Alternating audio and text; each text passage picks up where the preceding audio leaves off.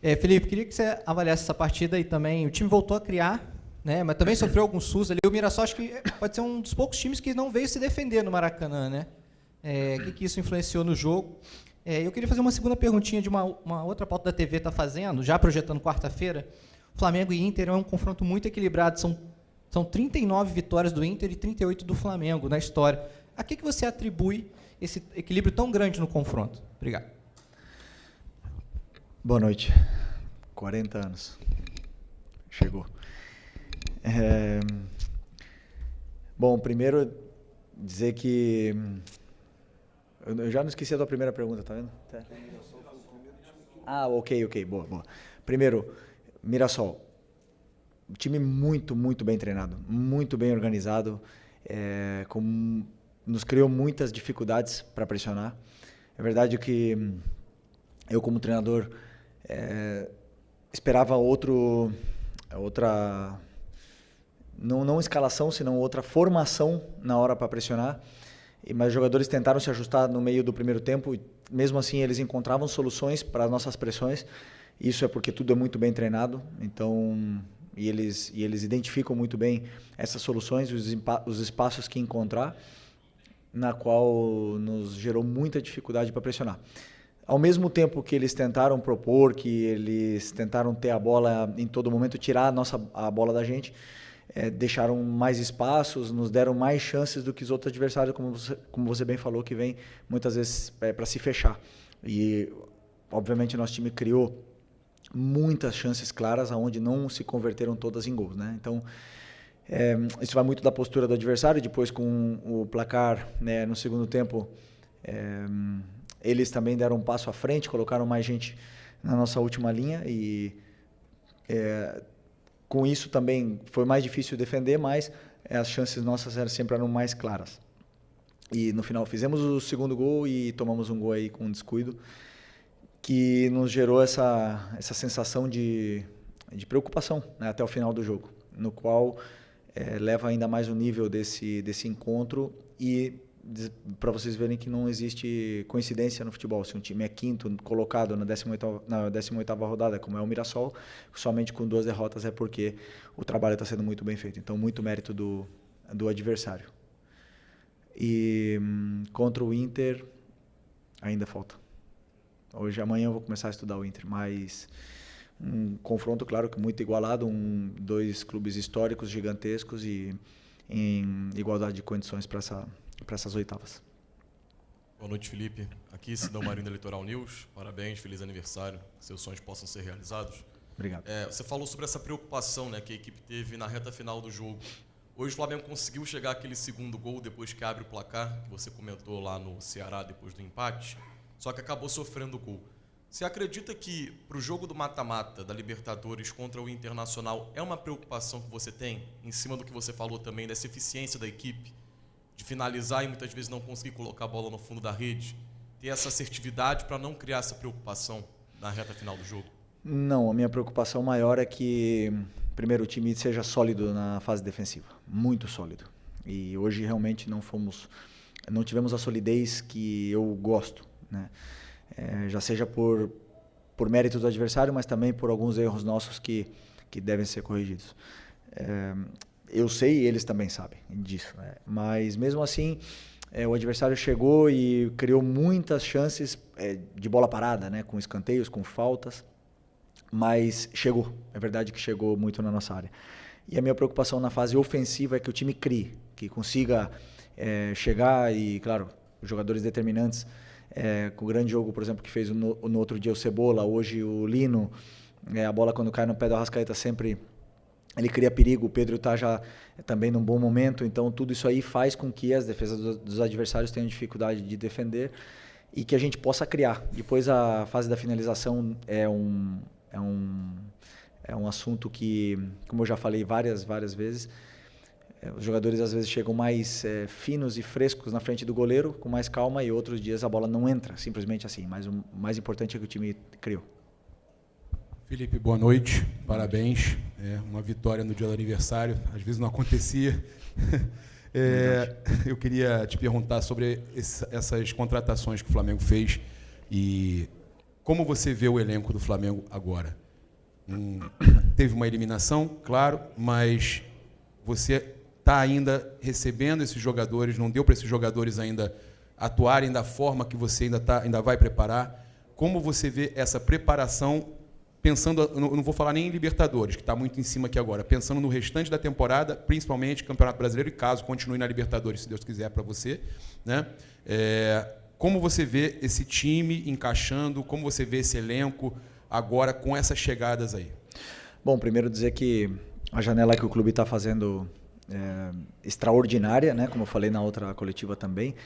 É um esforço muito grande do presidente e do Boto para potencializar ainda mais esse elenco que já era altamente qualificado. É verdade que tivemos algumas perdas importantes esse ano, mas não pararam de trabalhar nem um minuto para poder repor essas peças e que a gente possa continuar com esse nível altíssimo, né, desse elenco, que é um elenco muito forte.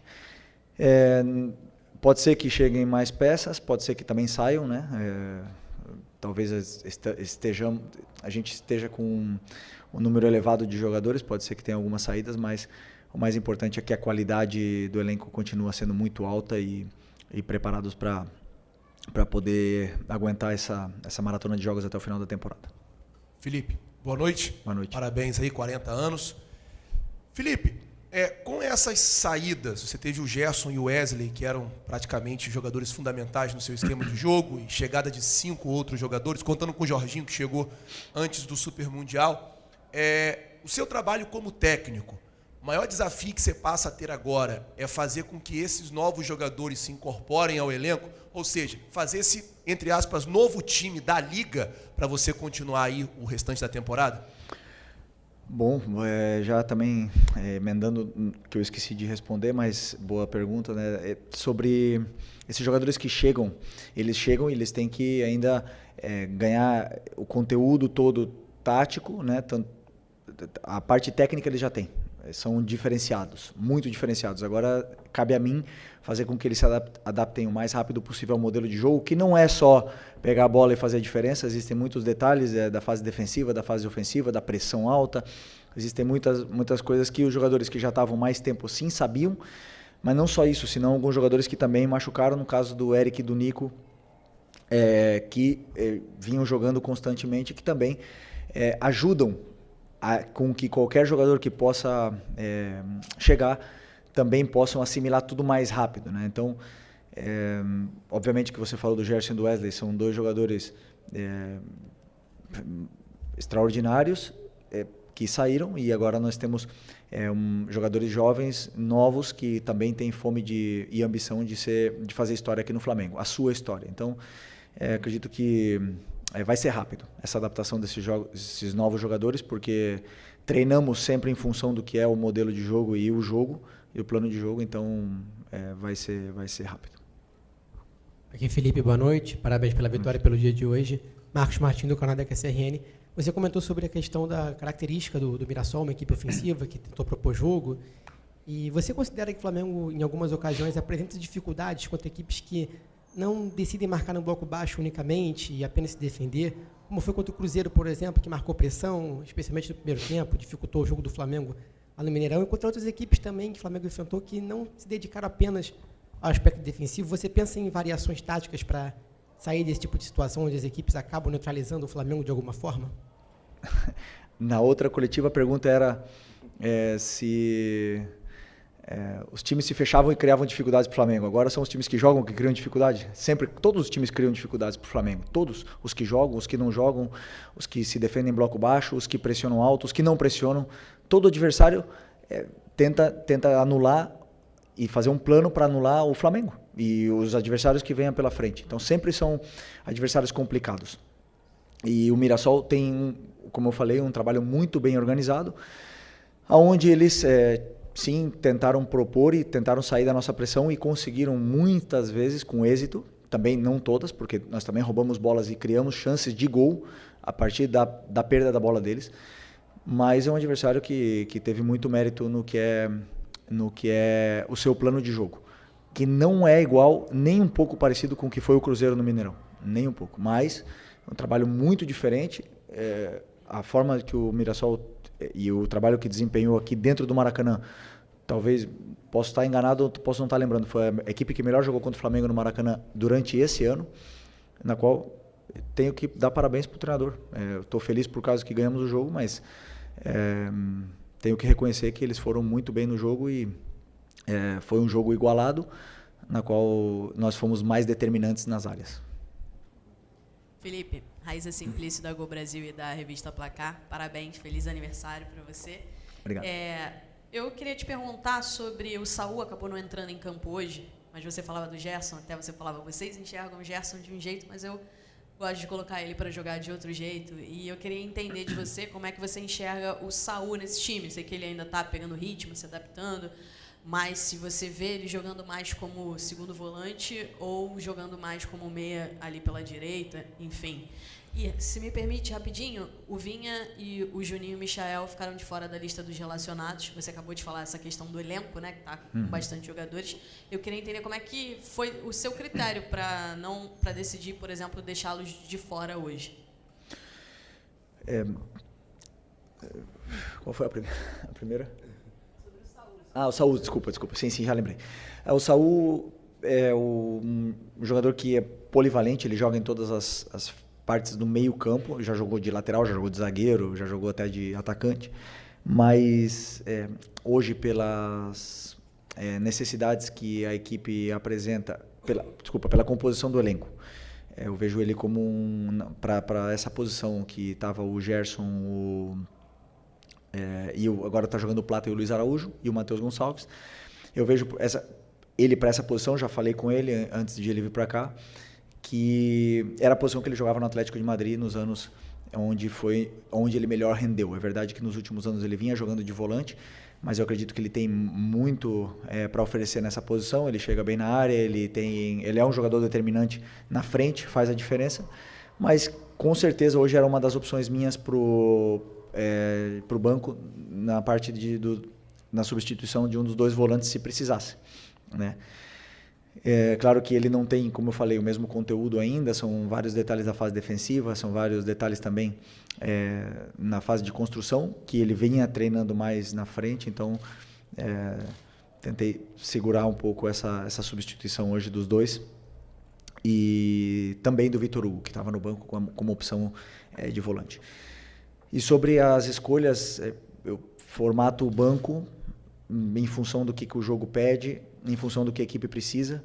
Claro que o Vinha é um jogador internacional, um jogador que já todo mundo sabe da qualidade que tem, mas na hora de escolher e ficar com 3 laterais esquerdos no banco, onde provavelmente não ia entrar nenhum deles, como hoje não entrou nem o Ayrton, então eu optei por deixar ele treinando hoje, porque ele precisa de treino, ele precisa de ritmo, da mesma forma que o Juninho e da mesma forma que o Michael. Então, a hora que precisar, eu sei que eu posso contar com eles, que eles estão bem treinados, e foi mais isso, mais em função do que um plano do que a equipe precisava para o jogo. Aqui. Boa noite, Felipe. Léo José do Coluna do Fla. Na quarta-feira, depois da eliminação em BH, você disse que minimizava um pouco algumas críticas mais ácidas do pessoal da internet, só que valorizando mais as críticas do estádio, das arquibancadas. Hoje, antes do jogo começar, uma grande parte da torcida começou a gritar que o Campeonato Brasileiro é obrigação, junto com a Libertadores. E já levando em consideração esse seu pensamento, você também acredita que o Campeonato Brasileiro agora é uma competição que o Flamengo pretende, que o Flamengo precisa tratar como obrigação, chegar até a última rodada disputando o título? Primeiro que naquela minha resposta eu generalizei muito o que é a situação da internet, e claro que me expressei mal, né? Mas acho que a maioria de vocês entendeu o que eu quis dizer naquele momento, e até alguns de vocês até me defenderam em função disso, né? Claro que o que eu quis dizer é que as redes sociais, elas perdem muitas vezes o controle, e se você ficar se guiando por isso, você fica louco e você perde a noção, né? Até mesmo muitas pessoas têm problemas mentais por estar lendo comentário do que outros pensam. Então eu quis dizer isso, o que é exagerado que é e o extremista que é muitas vezes são as redes sociais. O que não quer dizer que sejam ruins. As redes sociais vêm para ajudar o mundo e vêm para melhorar, mas realmente nós que estamos sempre colocando a cara, se você seguir isso aí, você passa mal, né? Então, o que você falou sobre a torcida, tem todo o direito do mundo de fazer tudo o que quiser. Aliás, desde que eu cheguei aqui, o dia que eu botei o pé no Rio de Janeiro, estava tendo um protesto contra a equipe que tinha perdido contra o Emelec na Libertadores, estava num momento difícil e eu sabia onde eu estava vindo. Conheço o Flamengo durante toda a minha vida e vivi o Flamengo nos últimos 6 anos e não existe outro caminho senão a cobrança do torcedor aqui. Aqui sempre foi assim e sempre vai ser. Nunca iremos nem devemos mudar o que é a essência do torcedor do Flamengo, que sempre quer o melhor para o clube. E claro que eles exigem. E eu volto a repetir o que eu falei na última coletiva. Nós temos a obrigação de dar nossa vida pelo Flamengo. Enquanto nós estamos aqui dentro, nós temos a obrigação de fazer tudo, de que o Flamengo seja prioridade na nossa vida antes que a família. Essa é a nossa obrigação. O resultado a gente não controla. Mas que nós queremos ganhar, com certeza queremos ganhar. E vamos em busca disso. Felipe, Vitor Nicolau, do canal Falso 9. Você classifica o seu modelo de jogo como um jogo de progressão. E a gente viu o Flamengo construir essa liderança do Campeonato Brasileiro, hoje coroada com o troféu do primeiro turno, simbólico, a partir de um time que tinha no Arrascaeta, muitas vezes, o homem mais avançado, com muita liberdade, com muito espaço e sempre com alguém para induzir espaços para que ele pudesse atacar.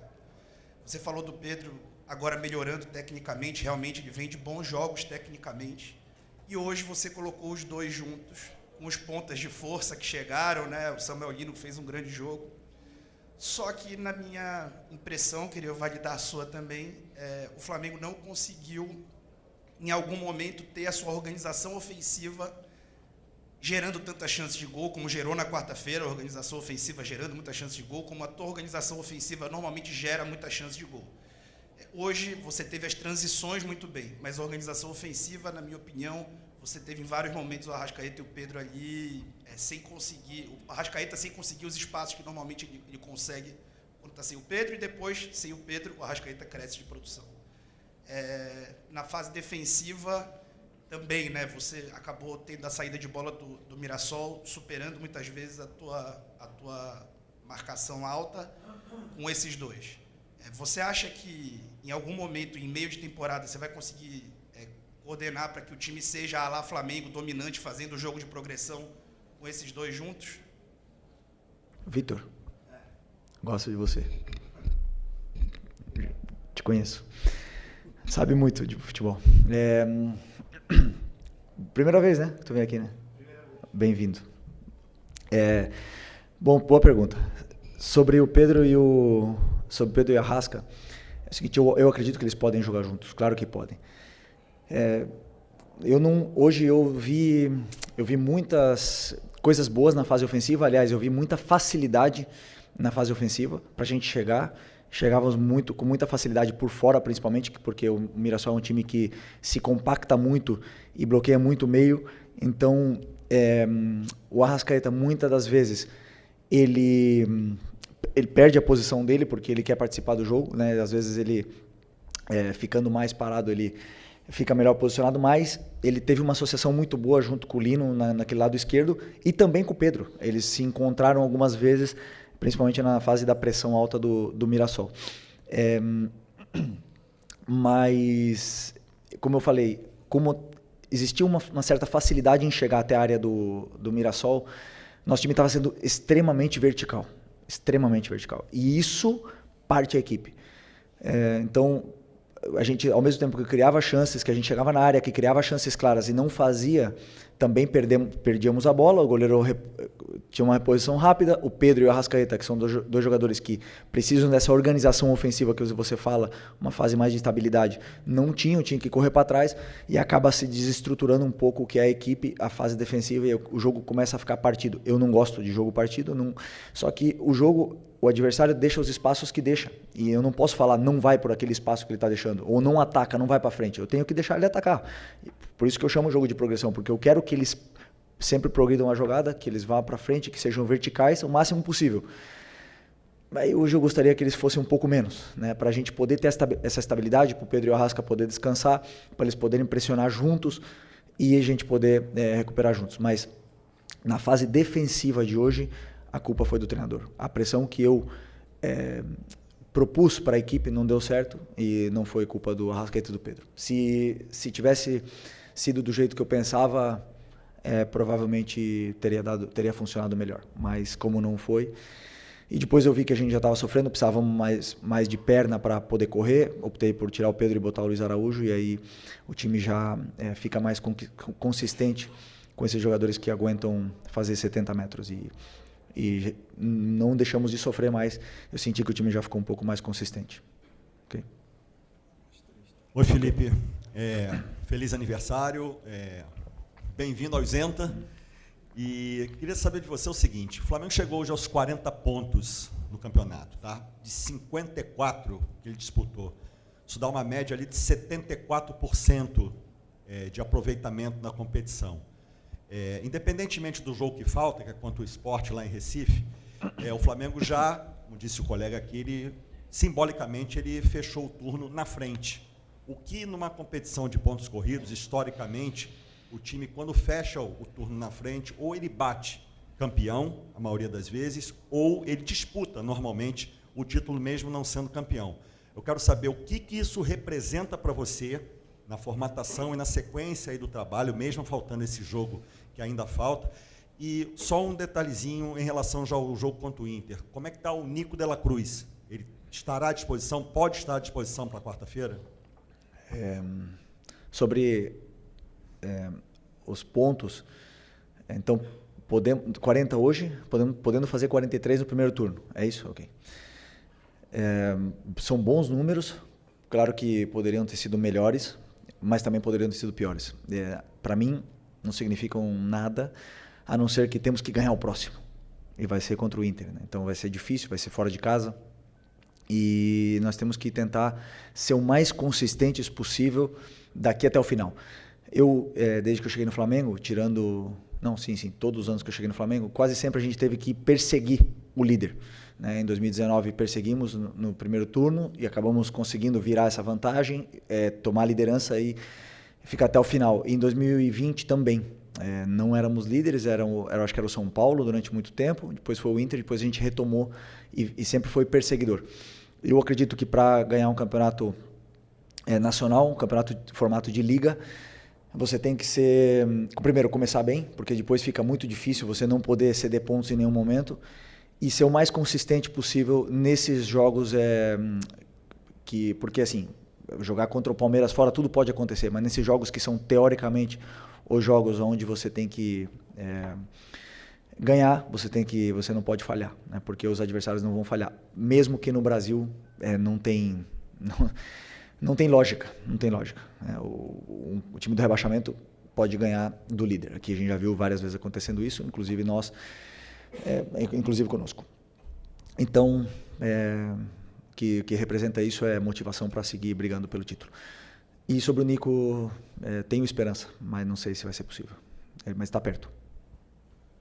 Felipe, boa noite. Pedro Ramos, da Sintonia Esportiva. Desde que você assumiu, primeiro, feliz aniversário, desculpa. Desde que você assumiu o comando do Flamengo, você sempre cita pequenos detalhes na partida, desde pressão alta, desde as movimentações do jogo. E eu queria que você comentasse sobre a saída do Rossi ultimamente, porque contra o Ceará ele saiu mal, o Pedro Raul chegou a fazer gol de empate, o Pedro Raul depois da partida, disse que acompanhava as saídas do Rossi, que ele realmente saía mal, parava e acabava dando oportunidade para o centroavante. Hoje, no escanteio, se não me engano, o Rossi acabou saindo mal de novo e teve uma bola que ele foi encoberto, o Léo Pereira acabou salvando, que seria talvez mais 2 pontos desperdiçados com um erro individual. Eu queria saber qual o trabalho que vocês fazem sobre isso, se é algo já identificado na sua comissão técnica, até porque recentemente, pelo menos saiu na imprensa, que o Flamengo estaria de olho em outros goleiros, não talvez para essa temporada, mas talvez para a próxima. Eu queria saber o que você pensa, não só sobre o Rossi, mas talvez sobre a necessidade de ter um outro goleiro também para o Flamengo. Obrigado.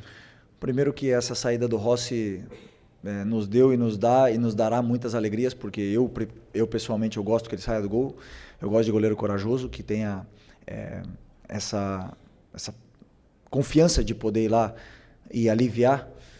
Durante muitas vezes, a maioria das vezes deu certo, e todo o goleiro, como todo jogador, oscila, passa por momentos de menos confiança, mas sabemos do risco que pode existir numa saída de bola, e eu quero que ele continue saindo.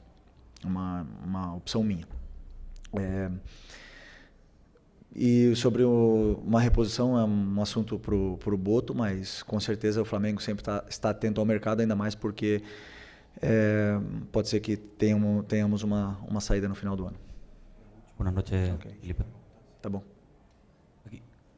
Buenas noches. Primero que todo, feliz cumpleaños. Gracias. Quería preguntarte por Jorge Carrascal. No tuvimos la oportunidad de verlo. No te quería preguntar específicamente por eso, pero él llega como un camisa 10. Es una posición que suele utilizar Jordan de Arrascaeta, pero por lo general a de Arrascaeta se le va acompañando al centro delantero. Hoy, más que de 10, jugó como un segundo delantero, me dio la sensación. Y quería preguntarte, después de ver más de una semana a Carrascal, ¿dónde lo ves? ¿Qué rol cumpliría? ¿Más cercano al delantero? ¿Más como un 10? ¿O incluso quizás en esa posición que muchas veces utiliza Jorginho y que era un rol que en algún momento estuvo pensado como para Nico de la Cruz? Bueno, primero es un jugador con un talento y una calidad gigante, muy grande, tiene muchísima calidad, se nota, lo hemos visto esta semana. Hoy lo tenía casi seguro de que iba a ponerlo, tenía muy pensado el cambio de Arrascaeta y que él entrase por Arrasca, pero sentí en ese momento que el equipo necesitaba presionar más al Mirasol, necesitaba gente que tuviera más presión, sobre todo en los detalles micro ahí de la presión alta, que ya tiene muy bien incorporado Bruno y Plata, y Carrascal aún no tiene tanto estos entrenamientos de presión, por eso opté por no ponerlo por la fase defensiva, pero la fase ofensiva seguro que nos daría mucho, tiene mucha calidad, es un jugador que yo tengo una esperanza de que sea ídolo de este club dentro de los próximos años, porque es el típico jugador que al aficionado le va a encantar ver por lo bien que trata la pelota. Y después, contestando tu pregunta sobre la posición, yo le veo en la misma posición que juega Arrascaeta hoy. Sin embargo, él me dijo que puede jugar tanto abierto como en la posición en derecha también. O sea, en las 4 posiciones de arriba, él puede jugar en las 4. Entonces, con la cual va a tener muchos minutos durante la temporada, hay partido para todos y sin ninguna duda va a ser un jugador, pero va a ser un jugador importantísimo para mí, para nosotros. Obrigado, boa noite, pessoal.